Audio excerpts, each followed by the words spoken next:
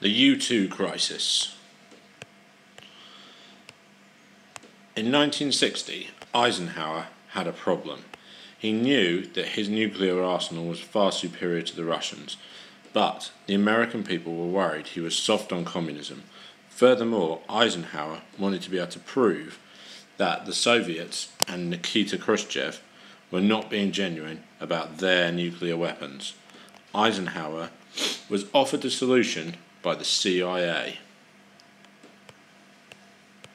The CIA proposed using the newly developed U2 spy plane, which could fly at up to 90,000 feet, to conduct overflights across the USSR.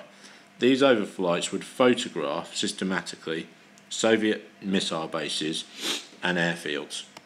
The U-2, the CIA told Eisenhower, would be undetectable and would fly at such high altitudes it would be unable to be shot down. These overflights were hugely successful initially. They demonstrated that the Soviets in fact only had the ability to fire 4 nuclear weapons in 24 hours because they only had 4 nuclear missile bases. They also demonstrated that Khrushchev had been lying about his nuclear missiles and lying about the number of long-range bombers the Soviet Union had. However, Eisenhower's problem remained, as he couldn't, without exposing the U2 program, tell the world about this. In this context, the pilot, Gary Powers, arrived in Peshawar, Pakistan. He was due to fly in the latest of these U2 overflights across the Soviet Union, gathering more information about the Soviet missile program. Khrushchev knew full well about the U2 program, as for weeks the Soviets had been able to track U2 spy planes. He ordered on May Day 1960 for a U2 to be shot down. Gary Powers, on board his U2, was unaware of this.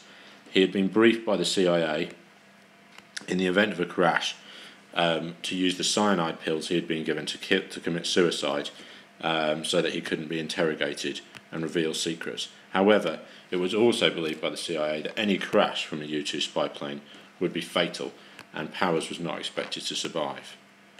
Powers took off from Peshawar in Pakistan, flew over the Aral Sea, past Ekaterinburg, and was on his way across the Soviet Union when he crossed Sverdlovsk. In Sverdlovsk, he noticed that he was being tracked by Soviet MiG jet fighters at a much lower altitude, and then he felt a shuddering crash hit his U-2. He had been hit by a ground-to-air SAM missile, and his U-2 was blown to bits and plummeted to the earth. Gary Powers managed to eject from the plane, parachute to safety, and land in a Soviet farmer's field. He was captured and taken to Moscow. Khrushchev, at this point, played a trick on Eisenhower. Khrushchev said that they had captured an American aircraft. He did not specify the nature of the aircraft or the fact that Gary Powers had survived the crash. Eisenhower walked into this trap.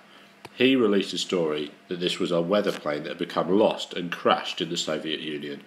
Khrushchev then revealed all.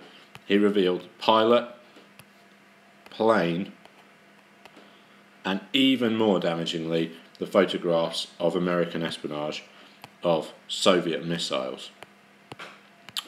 Khrushchev was delighted. Eisenhower was disappointed and looked foolish. However, he was at least able to point out to the world now the superiority the Americans had in missile technology. In the context of the Cold War, this was hugely damaging.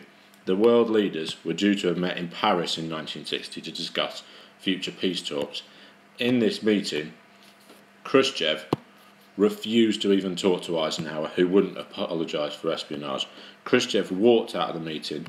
The period of the thaw that had persisted through the 1950s looked much more fragile, largely caused by the failure of the American U-2 spy planes to remain undetected and out of reach of Soviet missiles.